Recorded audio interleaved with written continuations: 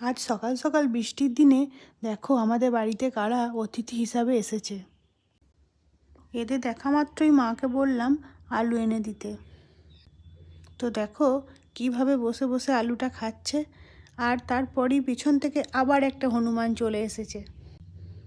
আর আকাশটা দেখো দেখতে কত সুন্দর লাগছে।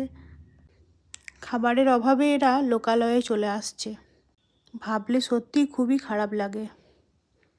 তাই মাকে বললাম তরমুজ আপেল এনে দিতে।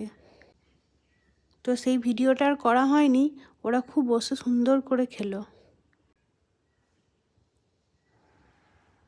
তা করতে করতেই আরও হনুমান এসে উপস্থিত হলো।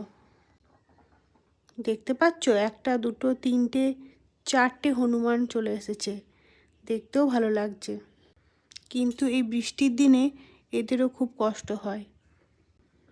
আবার এরা চলে গেল অন্য কোথাও খাবারের সন্ধানে। সকালবেলা এরকম অতিথি পেয়ে ভালোই লাগলো।